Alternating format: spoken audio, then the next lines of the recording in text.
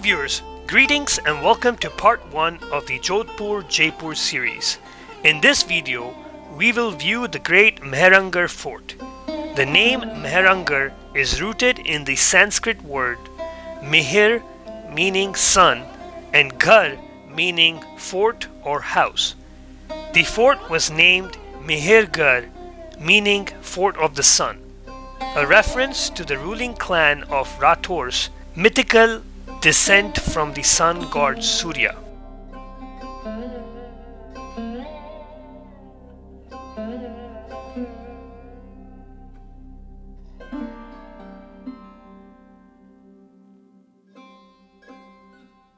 This fort, the name of this fort is Mehrangarh. Okay. This was founded in 1459 by a king called Rao Jodha. So that's how the city came into existence. And the Pur, P-U-R, Pur means a city. And the person who founds the city, his name is prefixed with that. So that's how most of the city derive its name from their founders. So that's how Jodhpur came to existence. And Jodhpur was a capital of a kingdom called Marwar. You might have heard Marwar, and there are lots of Marwadi traders in Bangalore and a lot of Karnataka and this area. So that's how it's originated, this city. And it took almost 350 years and contribution of 25 different kings at different interval of time, period of time to come in this city. Because it's not like building a house or building a building. It's basically in different stages, different king contributed to this part. That's so only fort in India which has an elevator. It might have been closed down for the maintenance. Otherwise, it operates. So we will go up, we will explore this beautiful museum, and then we'll come back. It might take roughly from 1 hour 15 minutes to 1.5. No problem. Mehrangarh Fort is one of the largest and beautiful forts in India. It is situated in Jodhpur City, which is also known as the Blue City of Rajasthan. The fort is still one of the grandest and splendid forts of India. The architecture is so vast and magnificent that Rudyard Kipling, an author during British India, described the fort as the works of the giants. Rudyard Kipling described Mehrangarh Fort as a place that might have been built by titans and colored by the morning sun. And there is no doubt that this is a true fact for visitors. The one who walks through the fort loses the sense being among the buildings and magnificent artistry. In those days when India was invaded, the invaders defeated Prithviraj Chauhan, and the invaders had also annexed another kingdom called Kannauj, ruled by Raja Jai Singh. In the year 1250, the descendants of Raja Jai Singh flee away from Kannauj and came to this place and called the place as Marwar. It was originally called as Marudesh. Maru has two meanings. One is death and the other is desert. The reason being that this region had no rivers and it had a very less average rainfall. The land here is sandy and is not suitable for agriculture. Hence, the population in this region is very less. However, those who lived here got adapted to this place. They had cut down the mountains to make houses, wood to make furniture. Their transport is by using camels, and when a camel dies, they used its skin, hair, fat, and its bones. Its bones were like a substitute to ivory. Rajasthan is divided by huge mountains called Aravalli Mountains.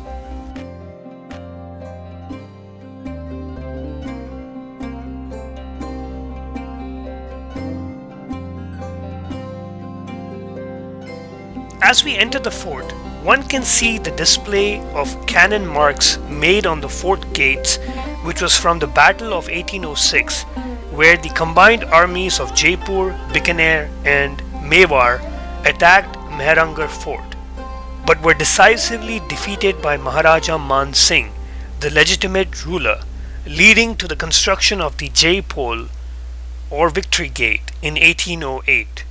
At that time, there were only 20,000 soldiers, and the fort was under siege by 300,000 enemy soldiers. yet the enemy soldiers could not come inside the fort.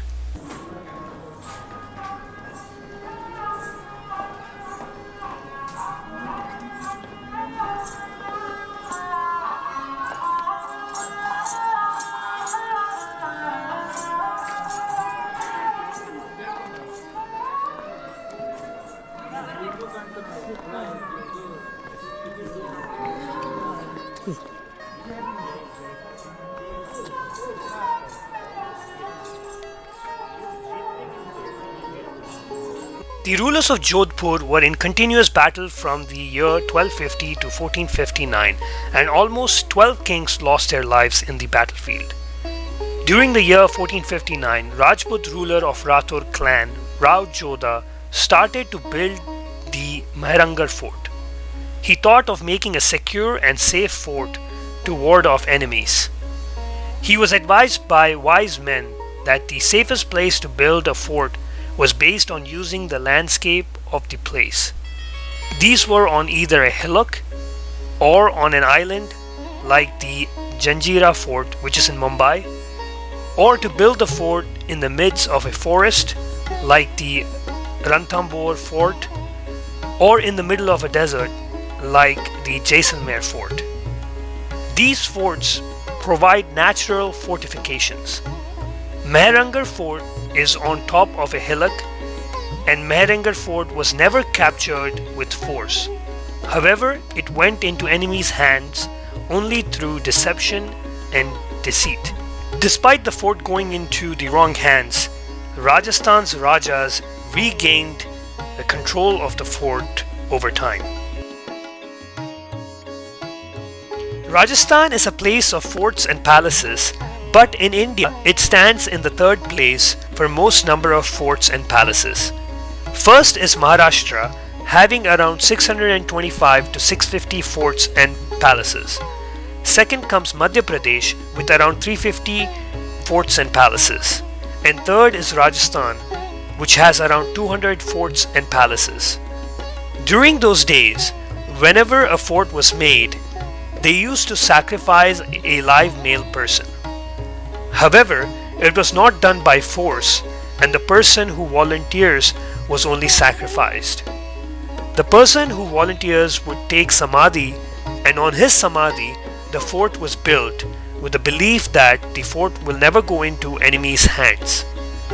During the construction of Mehrangarh Fort, a great man named Raja Ram Meghwa had volunteered to go into samadhi for the building of this fort. The fort complex covers an area of 5 square kilometers, which is around 3.1 miles.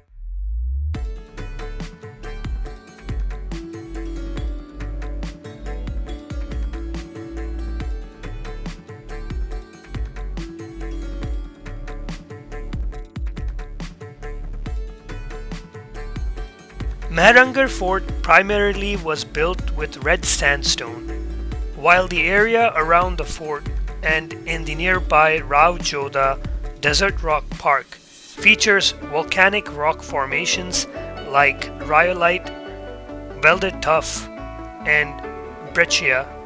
The fort itself is constructed from sandstone. However, the red color structure you are seeing here with intricate designs is built by red volcanic stone. This just shows us how talented and amazing the artists and architects were during that time. It is also worthwhile to mention that the place you see here is where coronations used to take place. Women used to observe the coronation from the windows above.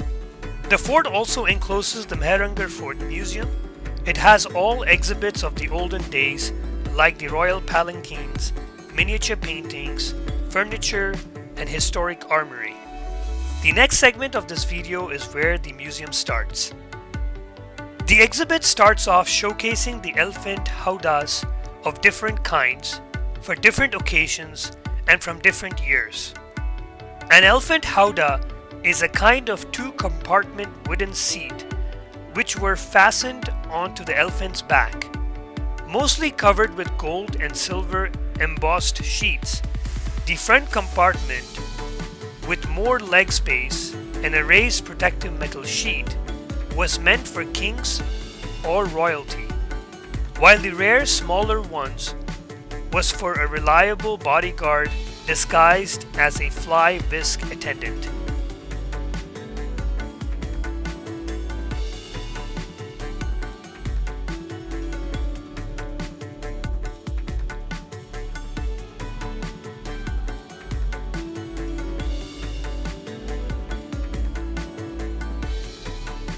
The next part of the exhibit also showcases different kinds of palanquins. These were the popular means of travel for the ladies of the nobility. Visitors can witness the exquisite designs and appreciate the age and history of these palanquins.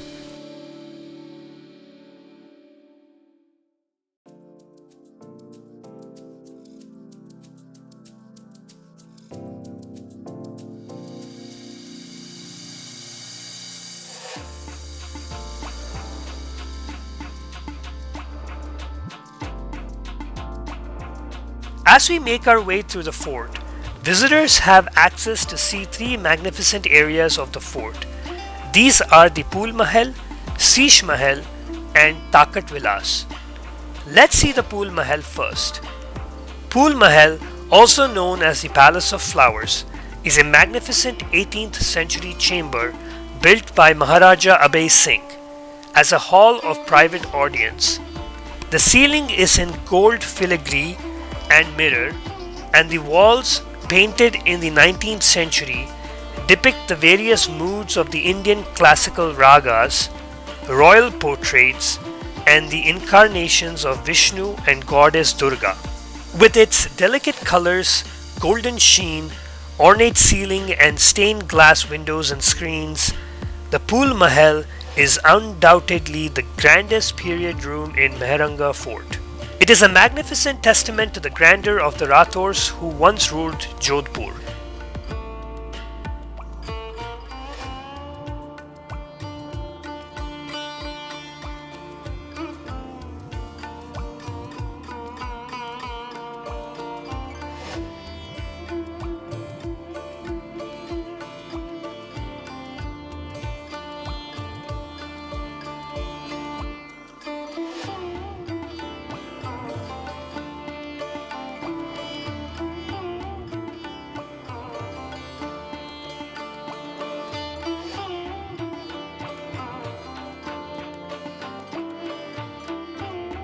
The exhibit also displays a collection of fine and applied arts of the Mughal period of Indian history. Furthermore, for a rare collection of armor from every period in Jodhpur, this part of the exhibit is something you should not miss. Visitors can see sword hilts in jade, silver, rhino horn, ivory, shields studded with rubies, emeralds, and pearls, and guns with gold and silver work on the barrels. There are also a display of the personal swords of many emperors. Among them, the outstanding historical piece like the Khanda of Rao Jodha, weighing over 3 kilograms, and the sword of Timur are the ones you must check out.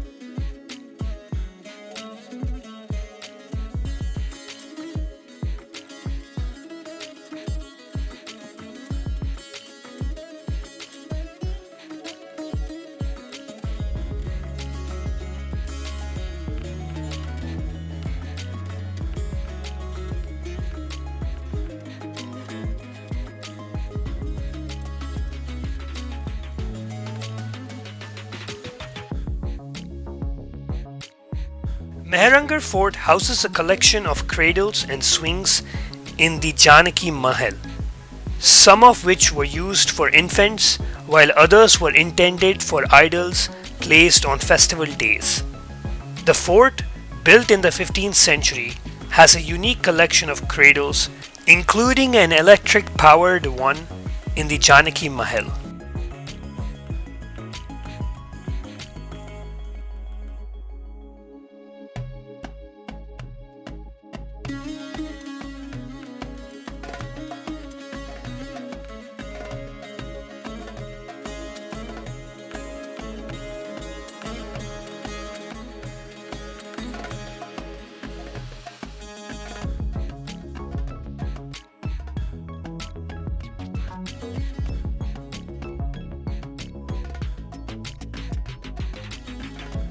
The next room that is a must to see within the Mehrangarh Fort is the Sheesh Mahal.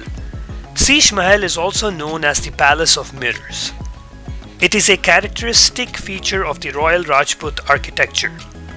The Sheesh Mahal is exquisitely embellished with glass inlaid panels and multi-mirrored ceiling. The mirrors are of convex shape and designed with colored foil and paint, which would glitter bright under candlelight at the time it was in use. These decorative mirrors are complemented well with the brightly colored paintings of various religious figures constructed in plaster. The numerous decorative panels show deities like Lord Rama, Shiva Parvati, and Krishna playing flute, among others, showing the strong influence of religion and culture during that time. This painting that you see here was completed by Archibald Herman Mueller in the early 20th century during a visit to Rajasthan. His rendition shows Durga Das Rathore dressed in European-style armor, accompanied by 4 aides setting up the camp at the end of the day. The camp setup is reminiscent of the fact that the noble warrior spent a considerable part of his life on horseback. The picture depicted is about an incident which happened in 1690, and the artist painted it in 1943. For centuries, the Rajputs had maintained their hegemony over North India with fierce resistance, but during the medieval era, things were very bleak for them.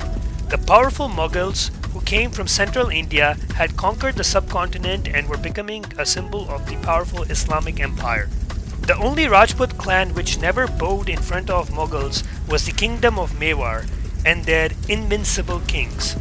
Men like Rana Sanga, Rana Uday Singh, and the legendary Maharana Pratap did everything they could to protect their freedom. But there were some other Rajput clans who fought against the Mughals for their independence. The painting is a depiction of Durga Das Rathore, a brave warrior and the savior of Marwar. Durga Das Rathore was born on 13th August 1638. He was the son of Askaran Rathore, who was a general in the army of Maharaja Jaswant Singh of Jodhpur. To this day, he is remembered as the savior of the Marwar kingdom, as he alone fought against the wrath of Aurangzeb. Maharaja Jaswant Singh of Marwar appreciated the loyalty of Durga Das. But when Maharaja Jaswant Singh died in 1678, there was no heir to the throne. And with this, the Mughals tried to take advantage to take over Marwar, and as a means used Indra Singh Rathore, the nephew of Maharaja Jaswant Singh Rathore, and made him in charge of Marwar. But little did the Mughals know that Raja Jaswant Singh had two wives who were pregnant at the time of his death, and one of them gave birth to Ajit Singh. During that time, Aurangzeb promised the Rathores to come to Delhi and that Ajit Singh will be given the throne, but as cunning the Mughals were, they wanted to destroy the Rathores and kill the infant Ajit Singh. However, the brave Durga Das protected the queens and Ajit Singh for decades, bringing them back to Jodhpur. Later, Ajit Singh was made the king of Marwar with the help of Durga Das and from the sacrifice of many soldiers. From 1687 to 1696, Ajit Singh and Durga Das Rathore fought against the Mughals, and in 1707 they liberated Marwar and took back their freedom.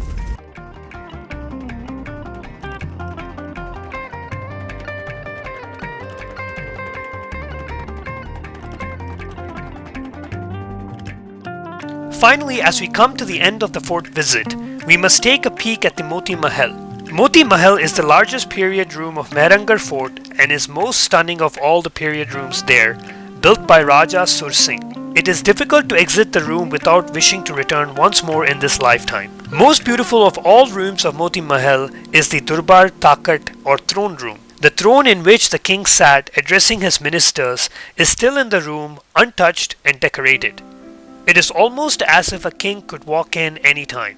The throne is called Srinagar Chowki. As you take a look at the gold filigree ceiling, your eyes will be glued there. They are covered with mirrors and glitter, which gives a sparklingly beautiful illusion. The lime plaster used in the walls of the room was mixed with finely crushed shells, which gave the walls a pearl-like luster, and hence the name. The windows are designed with stained glasses of different colors, lights filtering in different colors.